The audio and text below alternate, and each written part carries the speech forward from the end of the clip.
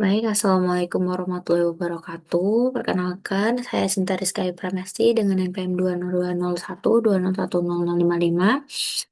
Di sini saya akan memaparkan tutorial bagaimana cara mengolah data menggunakan aplikasi Smart PLS. Di mana di sini data saya itu berjudul Pengaruh Lingkungan Kerja dan Kepemimpinan Transformasional terhadap Kinerja Karyawan PT Telkom Indonesia dengan komitmen ke organisasi sebagai variabel mediasi. Untuk hipotesisnya sendiri, di sini ada 5 hipotesis. Yang pertama yaitu lingkungan kerja berpengaruh positif signifikan terhadap kinerja karyawan. Yang kedua yaitu kepemimpinan transformasional berpengaruh positif signifikan terhadap kinerja karyawan. Ketiga yaitu lingkungan kerja berpengaruh positif signifikan terhadap komitmen organisasi. Yang keempat yaitu kepemimpinan transformasional berpengaruh positif signifikan terhadap komitmen organisasi. Dan untuk yang terakhir yaitu komitmen organisasi berpengaruh positif signifikan terhadap kinerja karyawan serta memediasi pengaruh lingkungan kerja dan kepemimpinan transformasional terhadap kinerja karyawan. Baik, di sini saya akan memulai yang mana yang pertama kita buka aplikasi Smart PLS-nya.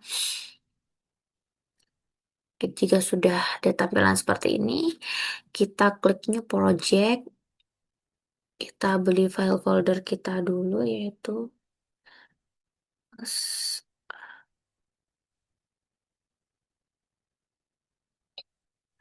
lalu setelah itu kita import data file yang sudah kita siapkan tadi. Tapi sebelum itu kalian harus ubah datanya menjadi CSV dulu. Kita masukin datanya, open. Oke, sudah.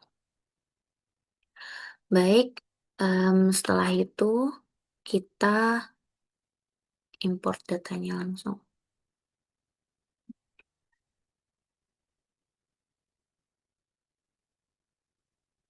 Ya, oke.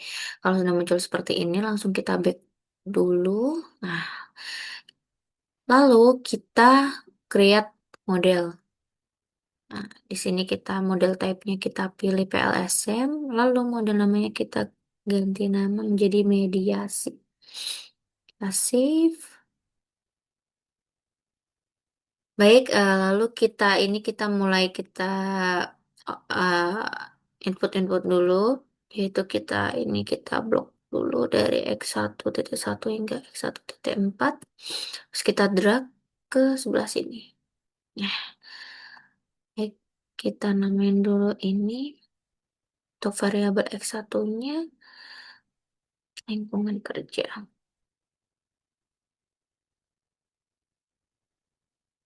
Oke. Untuk X2-nya ini kita juga sama lakukan yang sama. Kita drag ke sini.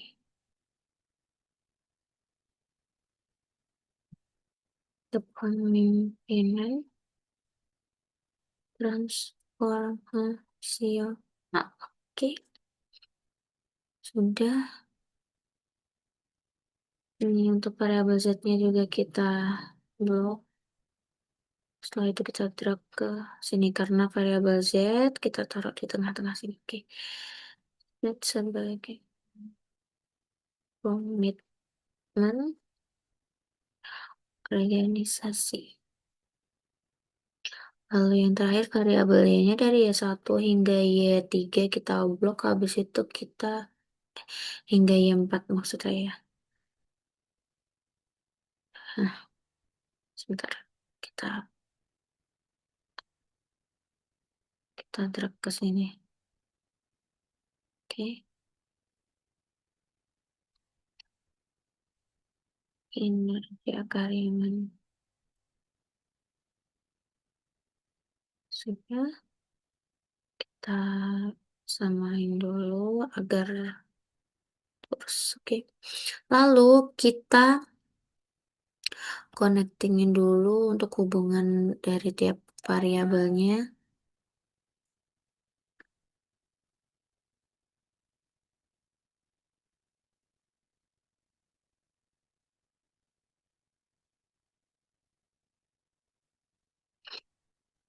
Aku naikin dulu. Oke, terakhir ini. Baik, jika sudah seperti ini, bentar. Ini kita benerin dulu.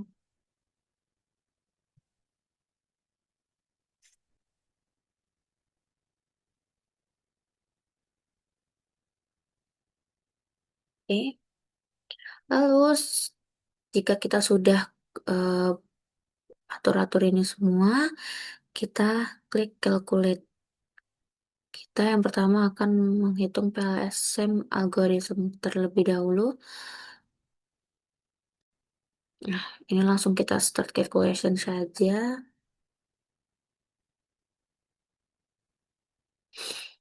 Oke, baik. Jika sudah seperti ini, eh, di sini saya akan melanjutkan untuk interpretasi satu persatu dari apa yang sudah dihasilkan dengan olah data yang sudah saya lakukan tadi. Yang pertama, kita akan interpretasi data dengan kita klik outer loading-nya. Nah, oke. Nah, di sini em, autoloading ini digunakan untuk uji validitas. Di sini terlihat semua indikator lebih dari 0,7 yang menunjukkan bahwa semua indikator ini valid untuk menguji validitas konvergen.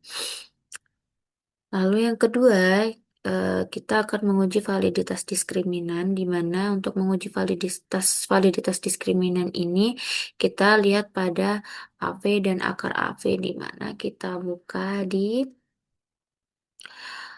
construct reliability. Ya, di sini.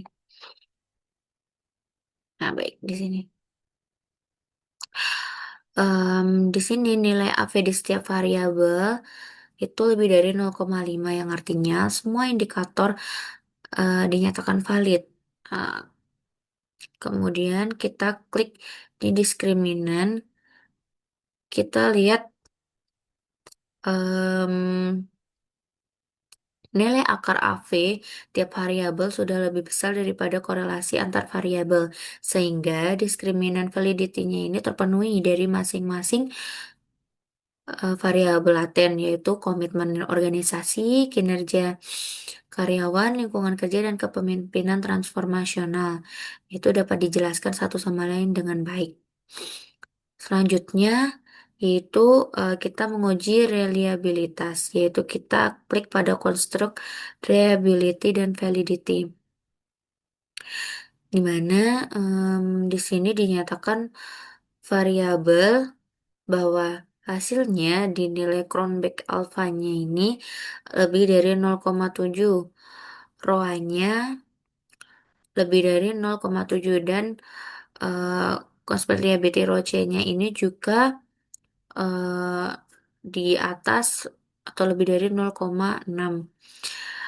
Lalu nilai dari uji reliabilitas masing-masing Crown Batch Alpha, ROA, dan Roche, dan composite reliability-nya ini sudah memenuhi syarat untuk dinyatakan reliable.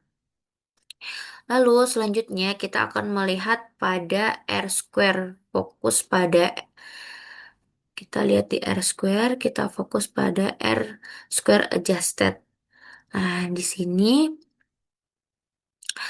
R square adjusted ini di dalam sini tuh sebesar 0,825.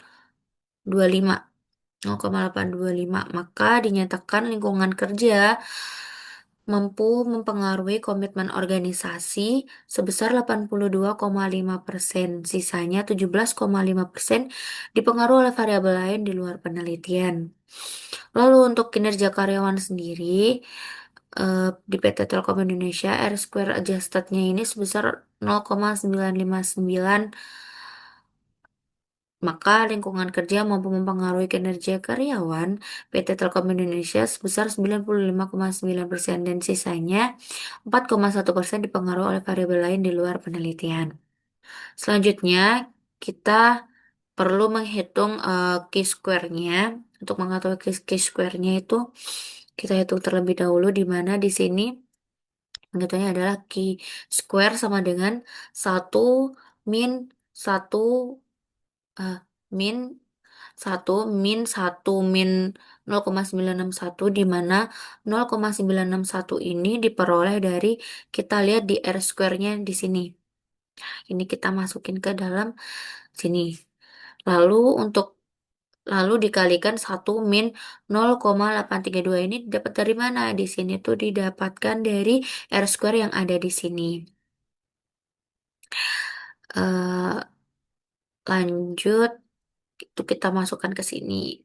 Untuk chi-square-nya sama dengan satu min 0,039 dikalikan 0,168. Untuk hasil akhirnya chi-square-nya yaitu 0,993 atau dipersenkan menjadi 99,3%.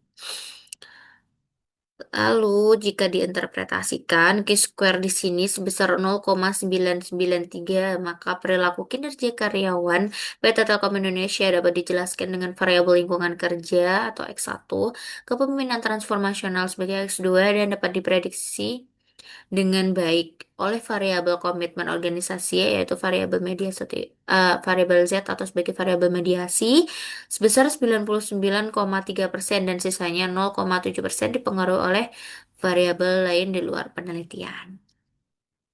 Selanjutnya kita akan menguji hipotesisnya, di mana di sini untuk uji hipotesis kita harus melakukan kalkulat lagi, yaitu di bagian bootstrapping. Kita klik. Dikarenakan data yang saya gunakan ini adalah data one tail, kita ganti dulu ini ke one tail. Langsung kita start calculation.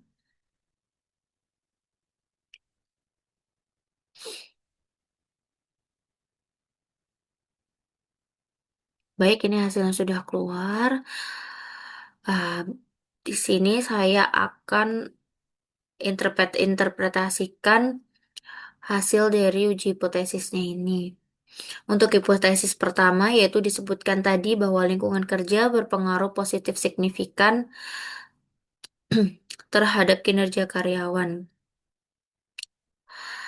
Baik, di sini dapat dilihat bahwa hasil pengujian menunjukkan bahwa lingkungan kerja berpengaruh positif signifikan terhadap kinerja karyawan. Hal ini dibuktikan oleh nilai koefisien jalur sebesar 0,704. Nilai tes statistiknya ini sebesar 3,970 dan p-value-nya ini sebesar 0,000 yang mana lebih kecil dari 0,05. Nah, dengan demikian H1 diterima yang berarti semakin baik lingkungan kerja yang dirasakan para karyawan, maka kinerja karyawan juga akan cenderung meningkat. Lalu yang kedua yaitu hipotesisnya itu berbunyi kepemimpinan transformasional berpengaruh positif signifikan terhadap kinerja karyawan. Nah, kebetulan di sini hasil pengujian itu menunjukkan bahwa kepemimpinan transformasional tidak berpengaruh positif signifikan terhadap kinerja karyawan. Hal ini ditunjukkan oleh nilai koefisien jalur sebesar 0,084. Nilai tes statistiknya sebesar 0,419 dan p-value-nya sebesar 0,337. Dengan demikian, yang mana lebih besar dari 0,05. Dengan demikian, H2 ditolak yang berarti kepemimpinan transformasional belum mampu memberikan pengaruh langsung yang signifikan terhadap kinerja karyawan. Untuk hipotesis ketiganya yaitu berbunyi lingkungan kerja berpengaruh positif signifikan terhadap komitmen organisasi. Nah, dari hasil pengujian di sini menunjukkan bahwa lingkungan kerja tidak berpengaruh positif signifikan terhadap komitmen organisasi. Hal ini dibuktikan untuk nilai koefisien jalurnya di sini 0,364. Nilai tes statistikanya di sini 1,561. dan p-value sebesar 0,059 dan di mana eh, hal ini tuh nilai ini tuh lebih besar dari 0,05. Dengan demikian H3 ditolak yang berarti lingkungan kerja belum memberikan pengaruh yang signifikan terhadap komitmen organisasi. Selanjutnya untuk hipotesis keempatnya yaitu berbunyi kepemimpinan transformasional berpengaruh positif signifikan terhadap komitmen organisasi. Di mana dari hasil pengujian di sini menunjukkan bahwa kepemimpinan transformasional berpengaruh positif signifikan terhadap komitmen organisasi. Hal ini dibuktikan oleh nilai koefisiensi jalur yaitu sebesar 0,554. Nilai statistikanya 2,375 dan p-value-nya sebesar 0,009 yang mana di sini nilainya lebih kecil dari 0,05. Dengan demikian, H4 diterima yang berarti kepemimpinan transformasional yang baik mampu meningkatkan komitmen organisasi. Selanjutnya yaitu hipotesis yang terakhir yaitu ya hipotesis 5 di mana berbunyi komitmen organisasi berpengaruh positif signifikan terhadap kinerja karyawan serta memediasi pengaruh lingkungan kerja dan kepemimpinan transformasional terhadap kinerja karyawan. Dari hasil pengujian di sini menunjukkan bahwa komitmen organisasi berpengaruh positif signifikan terhadap kinerja karyawan. Hal ini ditunjukkan oleh nilai koefisien jalurnya itu sebesar 0,211. Nilai tes statistiknya itu sebesar 2,393 dan p-value-nya 0,008 yang mana nilai ini lebih kecil dari 0,05. Dengan demikian, komitmen organisasi terbukti berperan sebagai variabel mediasi.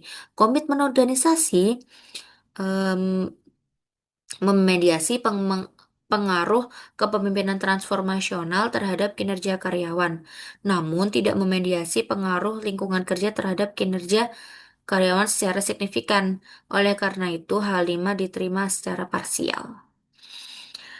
Baik, sekian tutorial dari saya. Bila ada salah kata saya mohon maaf. Wassalamualaikum warahmatullahi wabarakatuh.